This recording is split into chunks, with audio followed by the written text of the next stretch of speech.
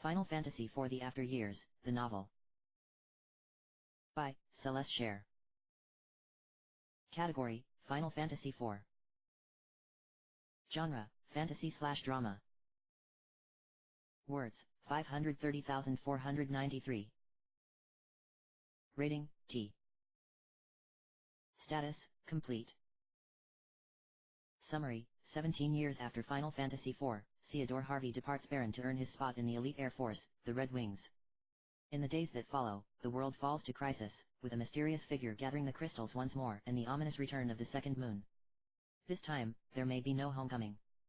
A novelization based off of the iOS version of Final Fantasy IV. Chapter 1, Act 1, Theodore's Tale. Final Fantasy IV: The After Years, the novel. Compilation and additional scenarios, Celeste Share. Original characters / story / scenario, Square Enix.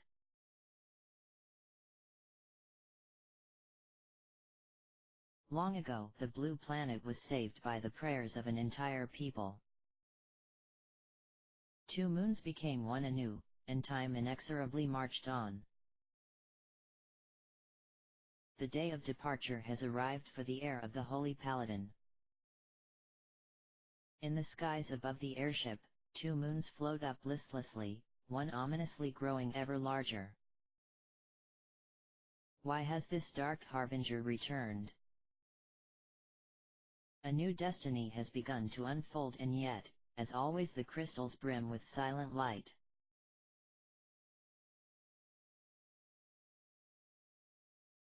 Act 1, Theodore's Tale: Awakening. It was the first day of his 15th summer, and Theodore Harvey had never been more convinced that he was going to die. His eyes glazed over as he wordlessly watched the blankets of white, fluffy clouds pass beneath the airship he was a passenger on. They were moving too fast for his eyes to keep up, so they just looked like a wind-whipped blur. Theodore had no way of being sure, but they surely had to be at least 5,000 feet in the air. When there was a rare break in the clouds, he could see flashes of green and large pools of cerulean ocean, the same body of water that everyone he had ever met in his life compared his eyes to. He was making himself sick, and yet he couldn't bring himself look away. If he lifted his head, he would have to face his commanding officer, or rather, the man who would become his commanding officer if he lived through the night. If he kept his eyes turned away, the other soldiers might leave him alone and not pick up through the shaking of his hands, which were currently clutching the rail of the ship and leaving behind stains of sweat, or hear in the trembling of his voice that he was in way over his head. Why did I agree to do this again? Theodore thought to himself, closing his eyes in an attempt to relieve some of his nausea. To the outside world, it must look like a childish act of rebellion, does it not? Mother didn't want me to join the Red Wings, so here I am, defying her wishes. He had to remind himself of the utter importance of his true objective, that if everything went the way he was anticipating, and if he actually survived, an incredible weight would be lifted from his shoulders. I will be able to prove that I can achieve something on my own. That I don't need to ride on the coattails of my parents, the legendary heroes who saved our world so long ago. I guess that's a rebellious act too, in itself, trying to pull myself out of the background of the illustrious Harvey family tapestry. Captain Biggs. The Adamant Isle is in sight. The soldier that had been piloting their ship, whose name Theodore couldn't even pretend to remember, was yelling back at them. Theodore heard Biggs' reply in the affirmative, and footsteps pounding in his direction. Oh gods! Theodore swallowed a lump of acid-tinged sickness that burned his throat on the way down and made him want to gag. The last thing he needed to do was throw up on Captain Biggs' boots. He would probably be tossed overboard right then and there, although that would also be the end of this self-induced nightmare. But it wasn't the captain that approached him. A gentler, but still familiar voice spoke as Theodore felt a hand fall on the navy blue leather pauldron he had draped over his shoulders. You don't look well, Prince Theodore. Theodore lowered his head, but relaxed slightly under the man's grip. It belonged to Wedge, a second lieutenant in the Red Wings and also Captain Biggs' cousin. I can tell you're nervous about this. It is your first deployment, after all. Try talking with some of the other soldiers and take your mind off matters. Theodore opened his eyes slowly. It was the exact opposite of what he wanted to do, but he could feel Captain Biggs glaring at him from the peripheral of his vision, so he figured he had better take a lap around the deck, now that he had the captain's attention again. His legs would have cramped from nerves anyway if he did not move sooner rather than later. Wedge smiled with kind eyes from underneath his silver helmet, although it did not bring Theodore much comfort. Has the captain told you where we are going yet? Theodore shook his head. He had no idea what exactly it was they were doing, everything had happened so fast.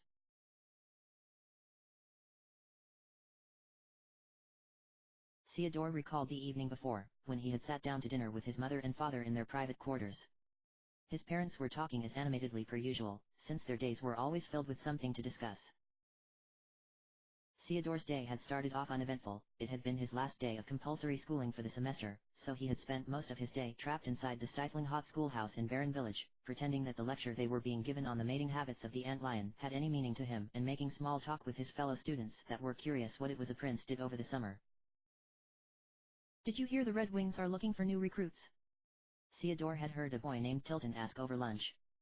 Theodore's ears perked up at that. The Red Wings hadn't recruited any new soldiers for several seasons, and certainly not since he had been old enough to consider joining. Peacetime was slow in the military world. Any soldier would tell you that their training regimen was as fierce and grueling as always, but it went without saying that in peacetime, there was less need to recruit soldiers because, well, less of them died or became incapacitated. Theodore had always cultivated a fascination with the Red Wings from afar. They were Baron's elite air force, and undoubtedly the most well-known of Baron's military might throughout the world. As a child, his father had told him many stories about his time spent in the Red Wings, and Theodore dreamed of joining their ranks too, but as he came of the age where such training would begin, he struggled with the idea of doing exactly what his father had done as a child. He realized that everyone in the castle court had just expected that he would make the Red Wings ranks because his father had. What if he failed due to his utterly unremarkable abilities as compared to his father? For a long time, Theodore convinced himself that that was worse than not trying at all, and set his dream aside, drifting aimlessly into adolescence. His saving grace had been his mother, who was very open about wanting Theodore to never join. She didn't want to raise her only child to be an elite soldier.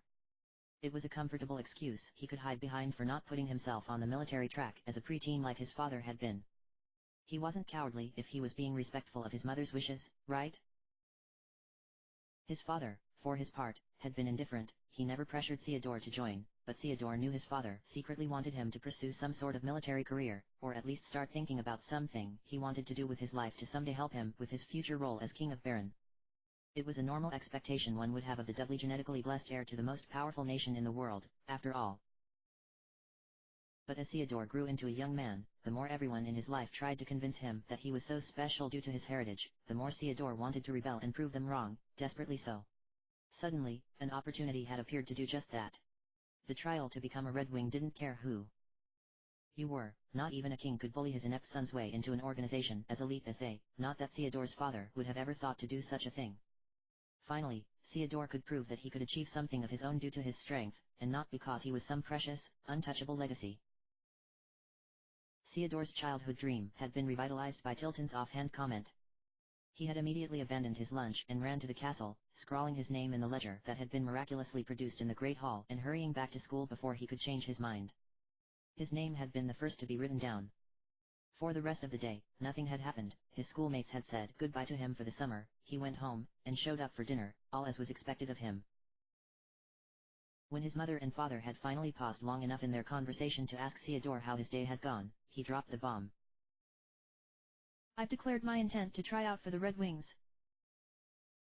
His mother looked as if she were about to faint. The blood had drained from her face, and if she had been holding a glass, it would have surely been shattered on the floor. His father discreetly reached under the table to rest his hand on her thigh, intending to be outwardly comforting, but Theodore could see the excitement lit in his eyes. Right on cue, there was a swift knock on their door. It wasn't unusual for them to get visitors at this hour, but Theodore suddenly had the sinking feeling that this visitor was here for him, which was very unusual indeed. His mother, still astonished by Theodore's news, couldn't bring herself to speak, but his father told the guest to come in. Captain Biggs of the Red Wings himself appeared in the threshold, and clutched in his hand was the very declaration Theodore had signed earlier that day.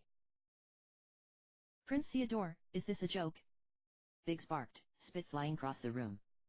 The man was never one to stand on ceremony. His using Theodore's proper title was about as good as things were going to get. He had known Theodore's parents far too long to bother flattering them by asking for forgiveness for interrupting, or anything silly like that. "No, sir," Theodore practically whispered. Thinking back on it, Theodore realized he probably should have stood or made some sort of movement, but he had been glued to his chair in terror. Even under Biggs' golden helmet, he could see a vein throbbing on his temple. Biggs crumpled the declaration into a ball, launching it at Theodore's head. Theodore didn't bother reaching up to catch it, letting it bounce against his platinum blonde hair, which was messily twisted into textured spikes, and fall to the floor. "You're expecting me to waste my time on a recruit that has no military or combat experience whatsoever?" Biggs raised his eyebrows. Theodore couldn't tell who he was talking to, so he remained silent. That apparently was the wrong response. "Answer me, boy." "Yes. I mean, no." Theodore blushed. "I will not waste your time, sir. I intend to prove my worth like any other candidate. I've some combat experience." Biggs shook his head disgustedly, and turned to Theodore's father. "Cecil.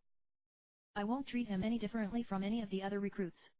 I can't be held responsible if I have to wash his blood from the adamantite grotto's walls." Theodore felt his interrupted dinner trying to come back up, and his mother's jaw dropped. "I don't intend for you to treat him any differently," Cecil said calmly. "If this is what Theodore wants, then Rosa and I will support him going through the same process as everyone else." Rosa looked to Cecil, and started to speak, but Biggs interrupted her. "Very well, as long as we are all clear. Theodore, I expect you at the castle gates at noon tomorrow. Bring your own weapon. The rest of your provisions will be provided to you. If you are even a second late, I will ban you from ever attempting to join again." "Yes, sir," Theodore said, a little firmer this time. Biggs rolled his eyes and stomped out, slamming the door behind them and making the cutlery on the table rattle. Cecil had then advised that Theodore go elsewhere so that he and Rosa could talk. Theodore slunk out of their quarters, his dinner half-eaten, and could hear the yelling start before he had even closed the door behind him.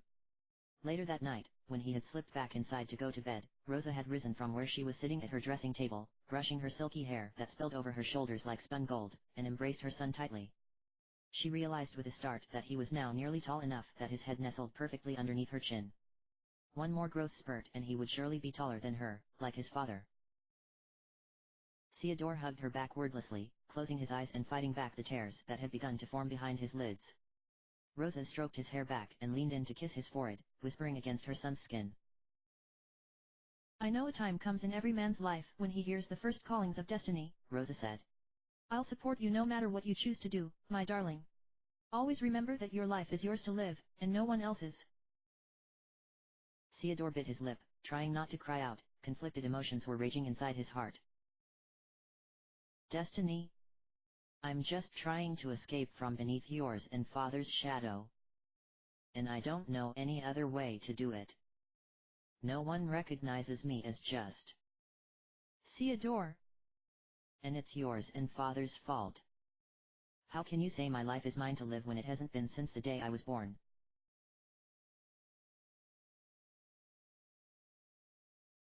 Wedge was still talking, interrupting Theodore's reverie.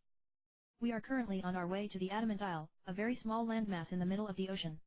It is the staging ground for your initiation trial in becoming a knight, my lord. It goes without saying, of course, how overjoyed your father Cecil is to see you finally taking on this task."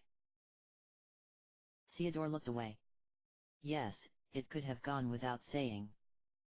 For the first time in his recent memory, it had been Cecil to rouse Theodore that morning, and not Rosa, excitedly gifting Theodore with the newly oiled armor set he had immediately commissioned from the armory, and Cecil's very own broadsword from when he had been a cadet, prior to training with the dark sword. The happiness in Cecil's eyes was so apparent to Theodore that his face burned in shame as he accepted his father's gifts. His father didn't realize that Theodore was doing this to try to distance himself from his family, not to follow in Cecil's footsteps. One of 3 remaining Red Wing soldiers that had accompanied them, who had overheard their conversation, tried to cheer Theodore up too. "Your father, King Cecil, achieved knighthood by passing this trial himself. Did you know that he actually served as captain of the Red Wings before becoming king?" "Of course I know that." Theodore wanted to scream. It's not like I'm not reminded every single day. But instead, he just nodded thoughtfully, and walked away. Theodore approached a second soldier, who was leaning over the railing as they started to make their descent. He pointed to the island that was slowly emerging through the clouds, and Theodore drew his breath and pressed in to get a better look. From this far away, it looked so tiny, nothing like the massive continent Baron stood on. Would their airship even fit? The Adamant Isle looks peaceful enough at first glance, I'll give you that. There's a grotto there, though. A holy land, of sorts.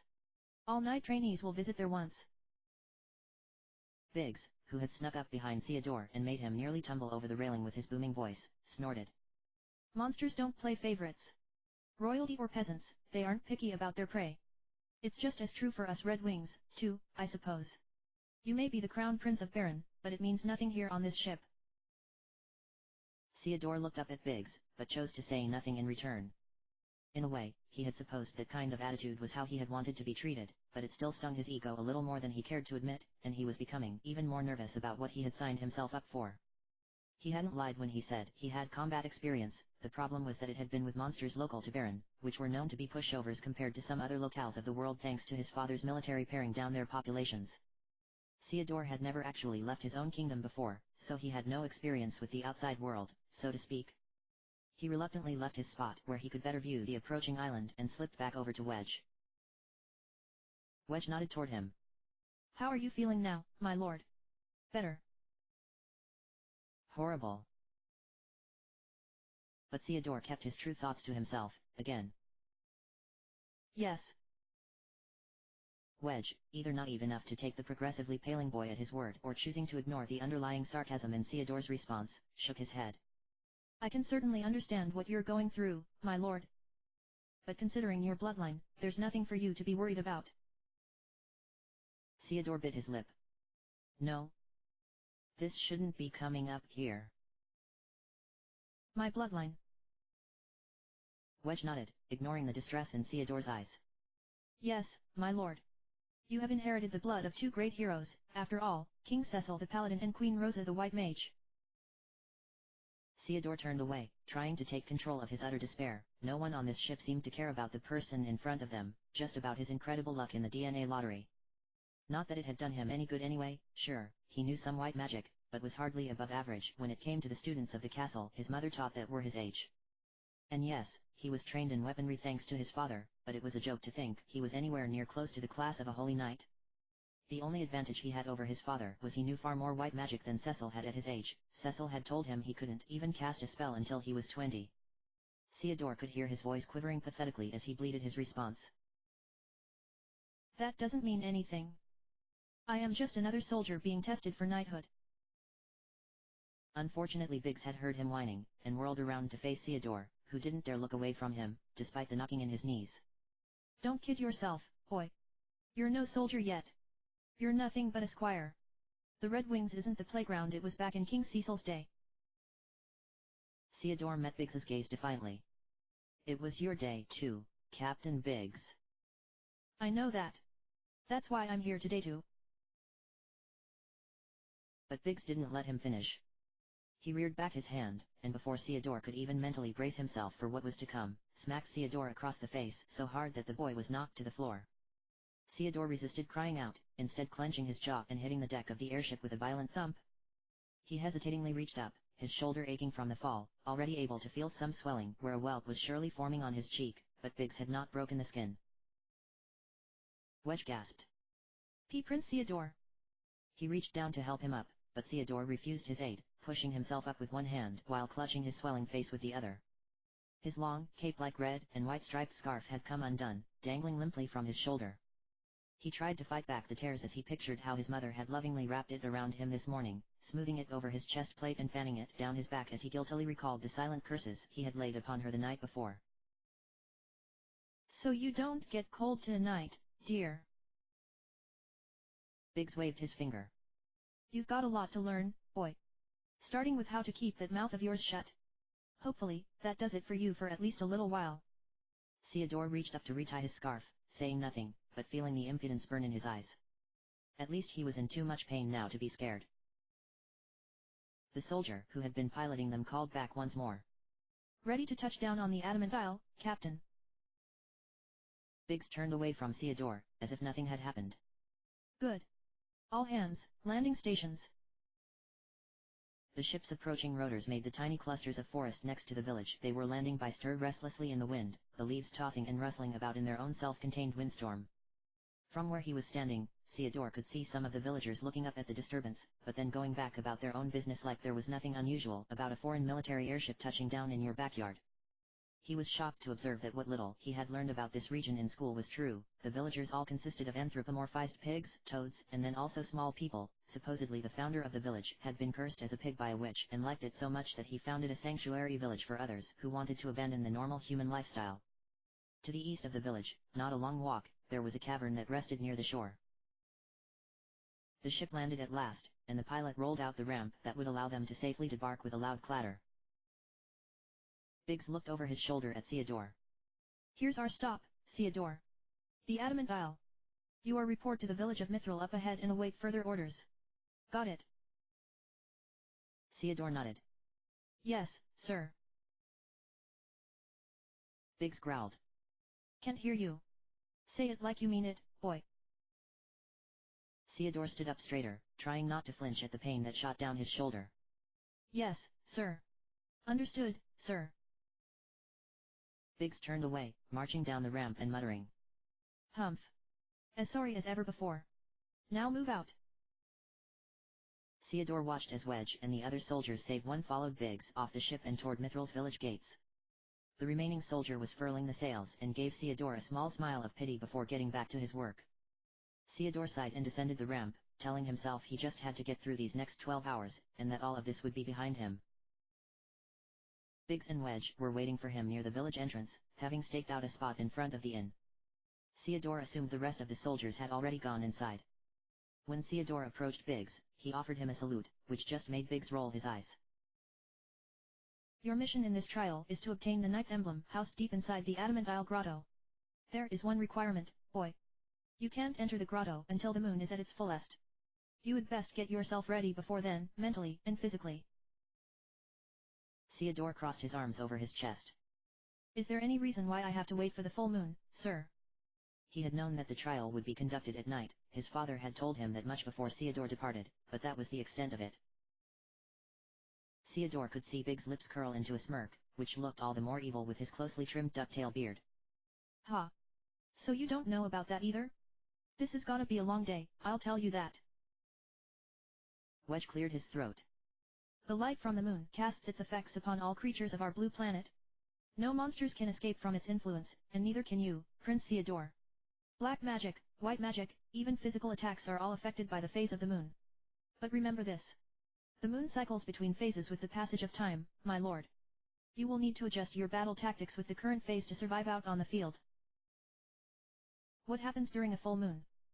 Theodore asked warily. Wedge smiled. Black magic becomes stronger, but melee attacks are half as powerful. White magic is unaffected. Theodore could feel his heart dropping into his stomach. So our swords become a liability during a full moon? Wedge shook his head. Not necessarily. Our attack power is halved, but that applies to the monsters as well. What's more, my lord, you are gifted with white magic from Queen Rosa. If your tactics match the current moon phase, then you will never be at a true disadvantage in battle. What advantage could come from only being half as effective with my sword? It's not like I know any offensive white magic to make up for it. And if there is a monster in the grotto that uses black magic, I'm dead. Biggs said nothing, watching Theodore's face closely. Theodore figured he must be doing better with controlling his emoting, because another slap didn't come. Perhaps you should tour the village a bit and then take a rest until the full moon arrives, Wedge offered gently. It's always a good idea to get intel about new places you visit.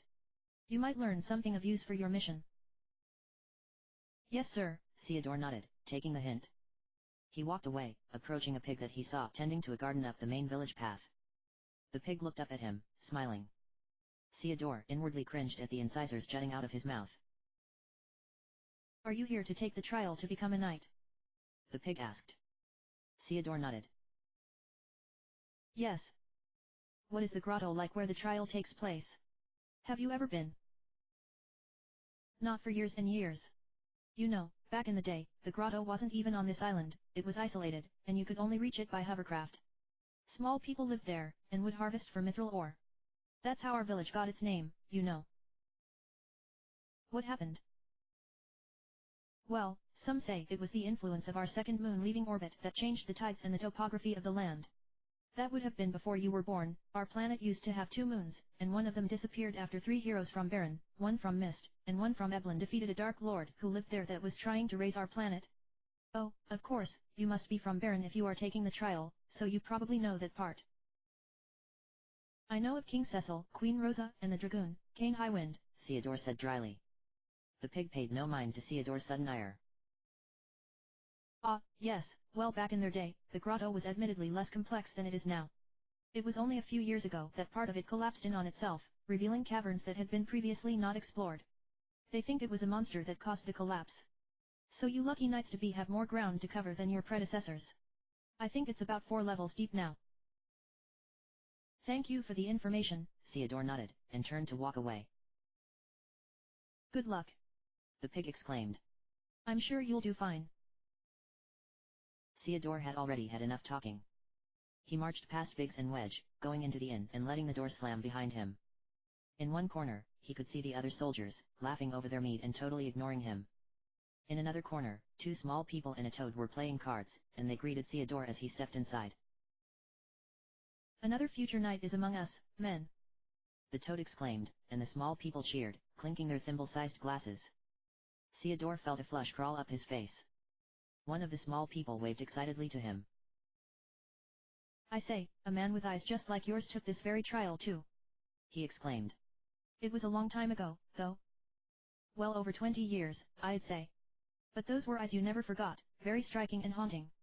I bet you're related. Most likely not, Theodore said softly, and turned away. The less people that knew who he was, the better for him, as far as he was concerned. He walked into the inn's bedchamber, which had been completely rented out to the Red Wings for the night, and took the bed in the furthest corner of the room. Hanging next to it was a faded, tarnished mirror, with a small crack running up the side. Theodore kneeled on the bed, staring hopelessly at the reflection before him. He saw a pale, frightened child with a crooked silver and bejeweled headband that had probably been knocked askew when Biggs laid him flat on the ship. His right cheek was aflame with redness and swelling, and upon closer inspection, he could see that his lips, the same bow shape he had inherited from his mother, had taken some of the blow too, and were slightly puffy.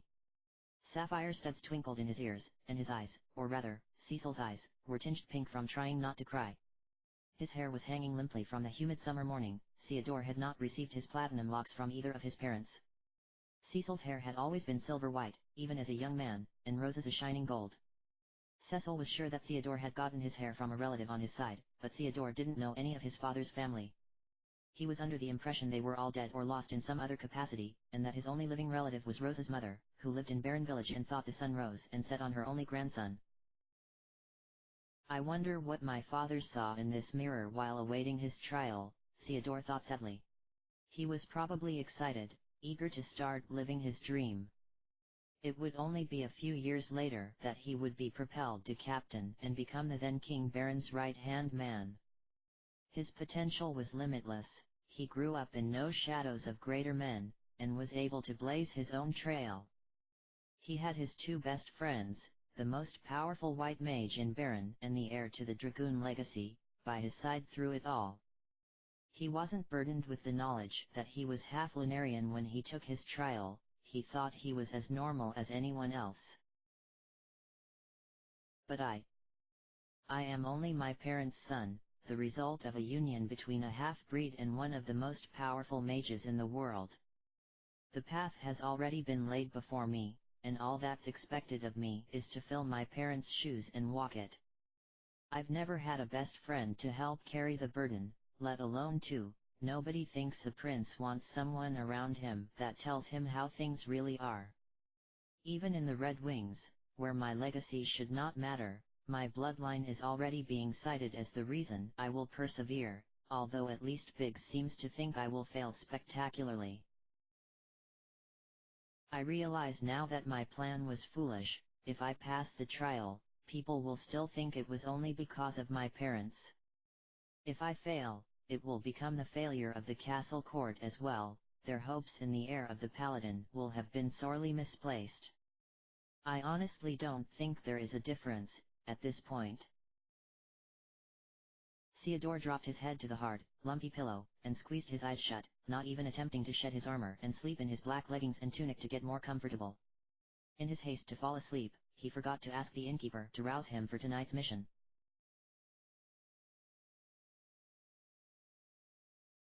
A sudden noise outside caused Theodore to shoot up in bed, panting for breath.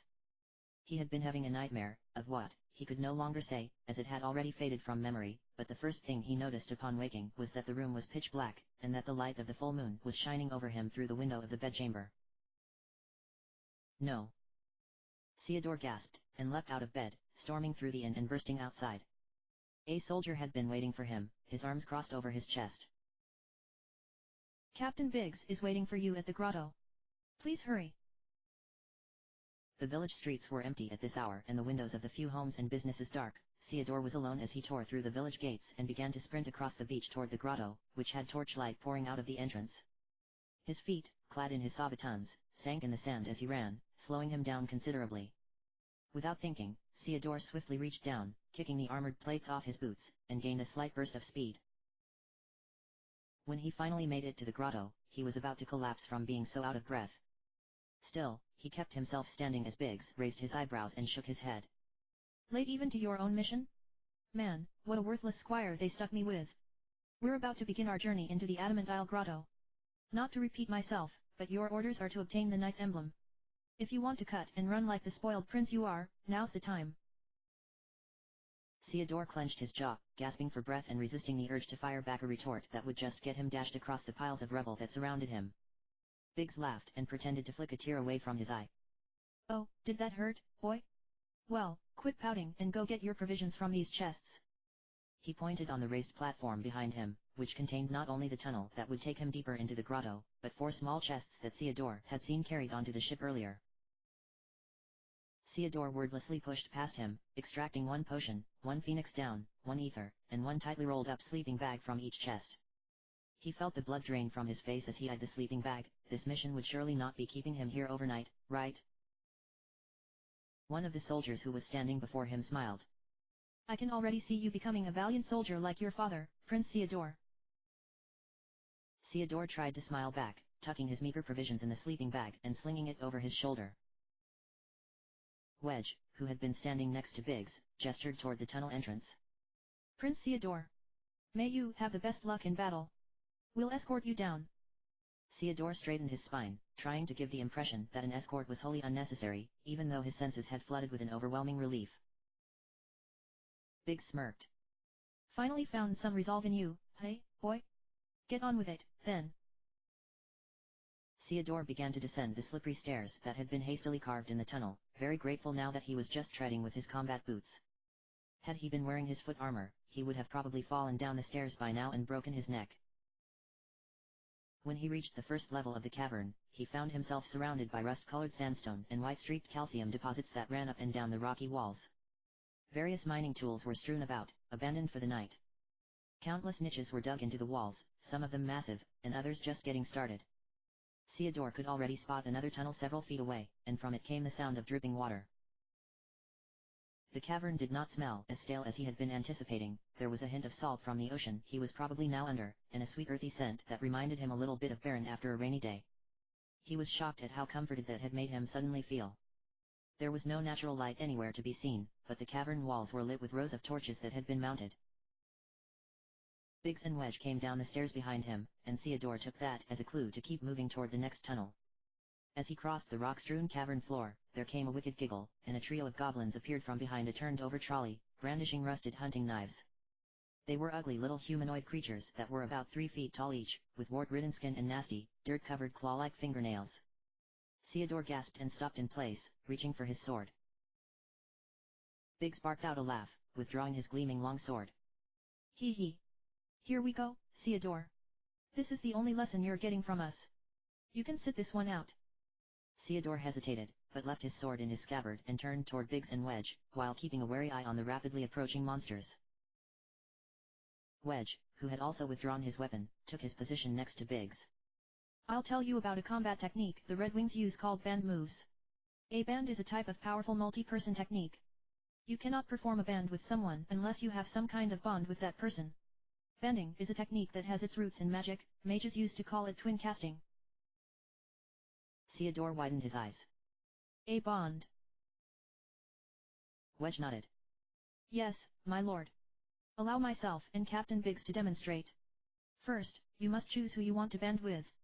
Your partner, or partners, must all be in sync and of the same mindset for this to work, hence the need for a deep bond.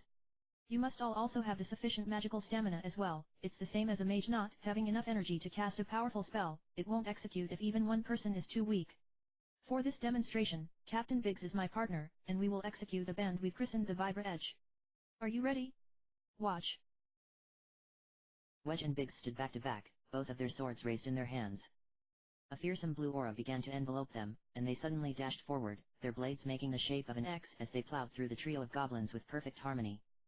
When Theodore blinked, the goblins had all collapsed to the ground, bursting into cloud of glittering grey dust, and Biggs and Wedge had already returned to his side. Biggs sheathed his sword. What, boy? Was it too fast for you to see? Theodore blinked and shook his head. He had managed to see enough. Biggs nodded toward the now clear tunnel to the next chamber. Okay, Theodore, it's all yours from here. Theodore turned his stare toward the tunnel, and felt the shaking come back to his hands with a vengeance. Wedge patted Theodore's back. Don't worry, Prince Theodore. Remember, you have the blood of King Cecil and... Theodore clenched his fists, feeling like a burst of hot air was about to explode from his chest. How many times did he need to be told that he alone was not good enough, that it was only his family that made him worth any value? That has nothing to do with it. His voice echoed across the chamber, and Theodore froze, realizing he had just raised his voice to an officer of the Red Wings. He was terrified to look at either of their faces, and glued his eyes to the floor. Wedge's jaw dropped. Prince Theodore. But Biggs merely laughed, giving Theodore a slap on his back that was so hard, he nearly stumbled to his knees. Looks like you're got at least half a backbone in you. Get back here alive, or forget about making the Red Wings. Theodore looked over his shoulder at Biggs, and thought he saw the tiniest hint of a smile. He straightened himself once more, and nodded. Yes, sir. With that, he ran toward the tunnel, and was absorbed into the darkness. Biggs and Wedge looked at each other. I'm sure you can do it, Prince Theodore, Wedge said softly in the direction of the tunnel in which the prince had disappeared. I was just trying to be encouraging. I think you managed to light a fire under his sorry arse, Biggs said. I'm starting to figure out what makes our little prince tick. At first, I didn't think he wanted to really be here. But now I think I understand what is going on. What do you mean? Wedge asked. But Biggs didn't reply.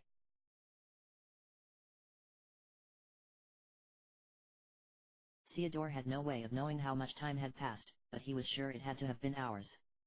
It felt like every few steps, he was attacked by monsters in the cave that were angry he had disrupted their slumber, more packs of goblins that he had to pick off one at a time, disgusting purple larvae that would drop from the ceiling and crawl on the back of his neck and attempt to sap his energy by plunging their suckers into his skin, and horrid creatures called sword rats, which were overgrown cave rats that developed painful spikes that they would shoot at Theodore without warning, and then scamper away. Theodore made several stops to dislodge the spikes out of his armor, praying that none of them were tipped with poison.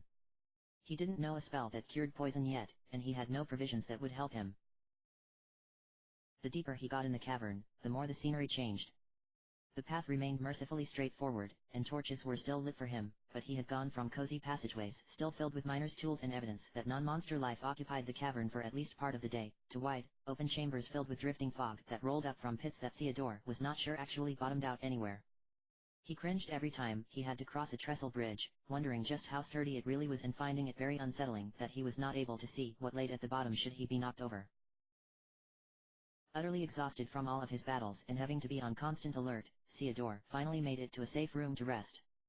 It was just a small chamber, but he could sit with his back to the wall and keep an eye on the only entrance in case any monsters decided to pay him a visit.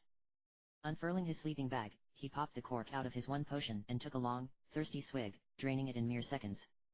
He then placed the empty glass bottle in the dead center of the entryway so that he would hear it clatter if a monster came barreling in. Settling against the back wall of the chamber, Theodore slid down to a sitting position and kept his two remaining cure items by his side. Using the sleeping bag as a blanket, he burrowed deeper into his scarf, realizing it still smelled like his mother's perfume, and let himself nod off to sleep. Mother. A 5-year-old Theodore was running up the stairs to his family's tower in the castle, bawling his eyes out. Before he could even reach the threshold to their quarters, Rosa had opened the door and kneeled down, opening her arms to catch him. What's wrong, dearest? Theodore threw himself into her arms and buried his head in her chest, wailing. Mother, I don't like going to school in the village. Can't I stay here in the castle with you? Rosa smiled bemusedly and stroked back his hair, kissing away his tears. Now, why would you want to do that, Theodore? You were excited about meeting other children, remember? Getting to play with other kids your age. The other kids are mean. Theodore sniffled. They said I must not because I'm a prince. And they made fun of my name. They said it was just a stupid, made-up name. I don't have another name, so what am I supposed to do? Rosa sighed and sat back, cradling her son in her lap. She thought back to when she had been Theodore's age and had first met Cecil. Cain had been picking a fight with him that sounded all too similar to what Theodore was going through now. Yes, she knew that children could be terribly cruel, and the reasons for it weren't always simple. Theodore. Stop crying and listen to me for a minute. Theodore frowned and looked up into his mother's eyes. First of all, my love. You should be proud that you are a prince. It is not something every person in the world gets to be, and it comes with a lot of responsibilities and opportunities to make our world a better place. It is also something you can never change about yourself, nor should it be something that you ever let change you. You will always be Theodore first, and a prince second, all right? Your true friends will understand that. Theodore nodded, although he didn't quite comprehend what it was she was saying. But it sounded as if that maybe he wasn't a snot after all, since his mother hadn't said so. As for your name, Rosa hugged him close. Your name is very special, because you were named after two people your father loved very much, but never got to meet. He named you for his mother, Cecilia, and his older brother, Theodore. When he looks at you, he's filled with not only love for you, but he's reminded of the two people who helped him become the man he is today. Every name is made up when it is first created, Theodore. And it just so happens that yours has a special meaning to our family. But Theodore wrinkled his forehead in confusion. How can you love someone you've never met? Your heart works in mysterious ways, Rosa smiled. I loved you before you were even born, and so did your father. You'll understand better when you are older and love someone too. Well, I love you and father now. Theodore grinned, and Rosa squealed, hugging him tighter. That's the sweet boy I know. Rosa kissed his forehead. Oh, the gods really blessed us the day you came into our lives, Theodore. I hope you always remember that.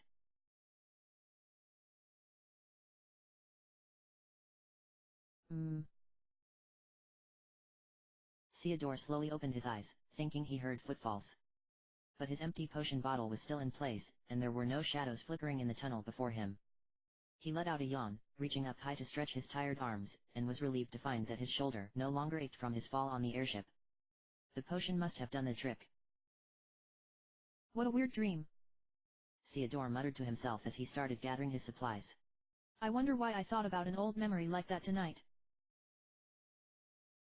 He glanced back at where he slept one last time to make sure he hadn't left anything, and proceeded to make his way back through the tunnels. It was only a few moments later that he encountered a dead end in the rock wall, with a small, person-sized hole crudely dug out a few feet to his left. Theodore shrugged and got on his hands and knees, forcing his way through and grimacing as his hands crushed clusters of slimy larvae as he progressed. Whenever he ran over a particularly juicy one, he would hear a loud popping noise and feel the juice seep through his gloves, which made him gag. Finally reaching another open chamber, Theodore climbed to his full height and wiped his gloves off on his armor, taking a look around. He found himself standing before a dugout, raised platform flanked by some stone steps and surrounded by several tall stone columns, each containing a lit torch. In the center of the platform, a lone chest sat, and Theodore was almost positive that his prize was inside. The knight's emblem. He breathed, and ran up to the chest, eagerly loosening the clasps. He didn't notice the cold shadow that had draped over his form until it was too late, and a massive creature slammed into him, sending him flying back down the stairs. Ah! Theodore cried, rolling over in the dust and rocks and coughing violently. What they? Grrr. A shadow slithered between the stone columns, and raised itself before the chest, revealing a massive yellow and pink sandworm that was as tall as several fully grown men, and was several yards thick of quivering muscle. Antennae with beady, black eyes poked out of the top of its head, and a massive mouth hole surrounded with a circumference of spiky teeth oozed drool that splashed all over the chest. HMMPH. Theodore snorted, pulling himself up and drawing his broadsword. A sneak attack, very cowardly. He dashed forward, raising his blade high in the air and sending it crashing down on the sandworm's tail, which was lined with pink spikes and looked like it would hurt big time if the worm got around to swinging it at Theodore. The sandworm writhed in pain and gnashed its teeth, a whistling sound tearing above Theodore's head as it sucked in air through its mouth hole. Theodore hacked at the tail again, finally getting a clean cut, and watching as it wriggled on its own, detached from its body, for several seconds before disintegrating into a pile of dust. Theodore turned to strike his next target, wondering if he could possibly pinpoint where the beast's heart cavity might be, when the sandworm began to violently twist in blinding circles, exhaling all of the air it had sucked in. The result was a vicious whirlwind that gathered all of the dust and debris in the immediate area, blinding Theodore as it took a life of its own and crashed over him. Theodore closed his eyes and screamed out, trying to protect his head as slabs of stone and broken rocks beat him mercilessly from all angles. When the whirlwind died and released Theodore, he collapsed on the stairs, bloodied and covered in filth. Ugh! Theodore moaned, trying to call upon the strength needed for a cure spell, but he didn't even have the power to finish the incantation before a wave of nausea threatened to take him out. Theodore! Are you hurt? There came pounding footsteps, and two people flanked him on either side. Theodore could barely make them out as Wedge and Biggs, if he wasn't imagining them, that is. Theodore shook his head slowly, trying to lift himself from the ground. Stay back! Please. Biggs scoffed at Theodore, who was in no form to be making any kind of demands. Wedge slowly lifted his hands away from Theodore, and the prince pulled himself first up to his knees, and then staggered to his feet, swaying slightly. Trails of blood were dripping down from his forehead and hair, and a black eye had formed from where he had been struck in the face by some debris. Theodore looked back at Biggs and Wedge. This is my battle to fight. Wedge threw up his arms in protest. You don't have to push yourself so hard. Let us help. Theodore shook his head, reaching again for his sword. His heart was racing so fast, he thought it was about to burst. My father and my mother have nothing to do with this. I'll get through this by myself. Theodore closed his eyes, lifting his sword in the air. He didn't comprehend what his body was doing, he had lost control. He felt a warm, comforting wind wrap around him, like the tender embrace he had experienced in his dream. As the warmth traveled through his body, he could feel his strength not only returning, but multiplying, 100-fold. His wounds closing and his bruises healing, Theodore's eyes snapped open, a clear blue shining with dazzling light. Biggs and Wedge were watching, stunned, at the transformation happening before them. It had been as if a hole had opened in the ceiling of the cavern, bathing Theodore in the full moon's light. He was shining that brightly. His platinum hair had turned a soft, light blue hue, and as he lunged forward, gliding through the air effortlessly, the gleam of his blade nearly blinded them as Theodore thrust it into the sandworm's abdomen, striking the critical mark. The sandworm let out a pathetic bellow that gradually softened into an echo as it began to shrink into itself, fluids pouring out of the hole Theodore had opened with his blade once he withdrew. Just as its antennae began to droop, the remainder of the monster's carcass exploded into dust. Theodore delicately bent down, releasing the clasp of the chest and grasping hold of the knight's emblem. He turned to face Wedge and Biggs, holding it up triumphantly. And then promptly collapsed to the ground, the light formerly surrounding him dissipating into stardust. End of chapter.